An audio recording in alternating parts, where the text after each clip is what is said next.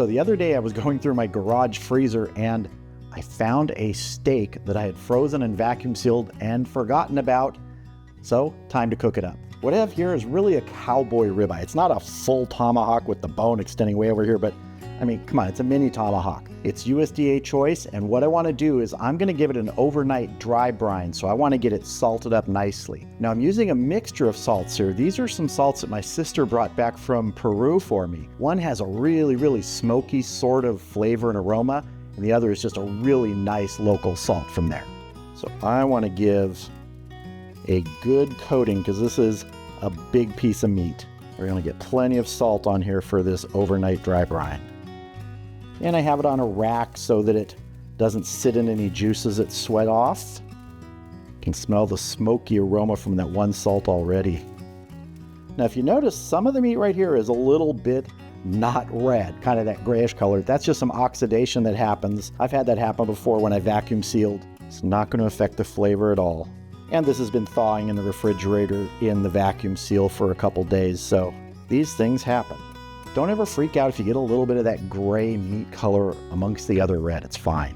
As long as the meat smells good, it's almost certainly going to taste good. That's as simple as that is. Now this is going to go in the refrigerator uncovered just like this overnight, and tomorrow we're going to grill this up out on the Weber kettle.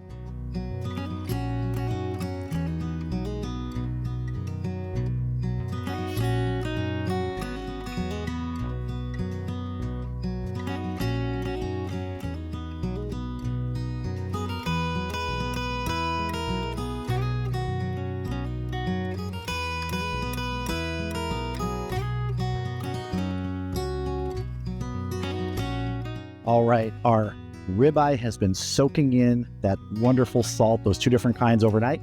Let's go ahead and get a temp probe in here and get it on the grill. Using the RFX wireless probe today, ThermoWorks. I really want to try and get it dead center, like right about here. It's looking good. My internal temp showing around 34 degrees. My refrigerator's cold, and I generally don't let pieces of meat come out and sit and come to room temp before I cook them. I like to cook them from cold. So let's go ahead and get this on the grill. Let me get this on here indirect first. And I have this set up in a 2-zone system with just the baskets as blocking. I have a couple pieces of white oak on here for some smoke today. We're going to get the lid on, get smoke in it, and I'm going to take this to about 100 degrees.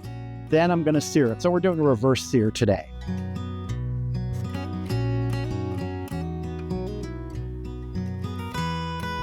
See you back here when we hit 100 degrees internal. All right, we just hit 100 degrees internal on our ribeye. Want to go ahead and sear that now, and the ultimate temp I want is 125 internal. So once I'm done searing a little bit on each side, it's probably not going to be full at that, so I will move it back in direct to that finished temp.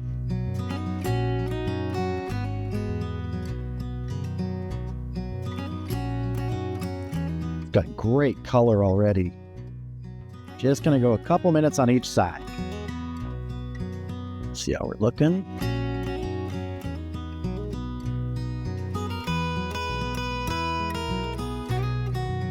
Give this another quick turn here. Get it right over some flame here on our white oak.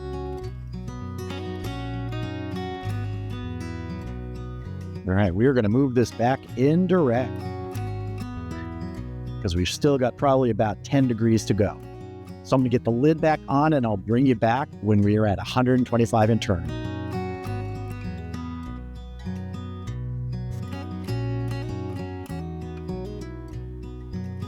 So here is our steak. Let me get my probe out of here. What I'm going to do now is I'm going to cover this loosely with foil and we're going to let it rest for 15 minutes. In that time, what I want to do is I want to make a balsamic horseradish sauce for this. Totally optional. You don't have to do it. Just a nice little accompaniment for it.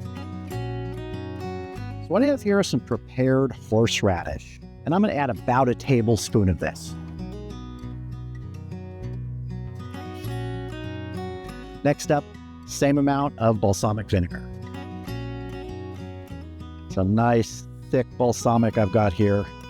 And I just want to mix these together. Just like that. All right, let's get our steak out here.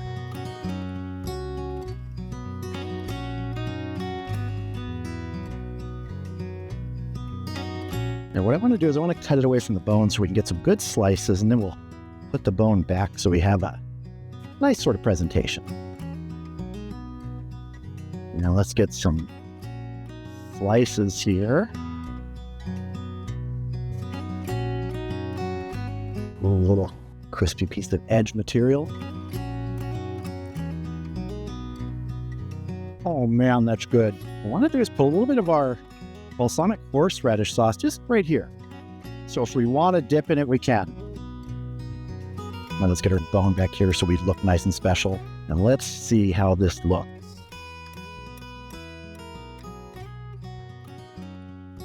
That is perfect to me. Cut a little bit here and have a taste.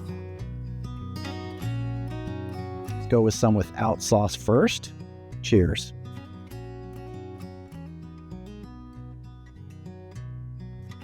Giving it that time overnight with our salt on it really helps the flavor. Just kind of brings the great beef flavor fully through the meat. Now let's try a little bit of our balsamic horseradish sauce. Those two things go great with beef, balsamic and horseradish. It's a no-brainer to put them together. This definitely doesn't need them. The beef stands on its own and it's fantastic.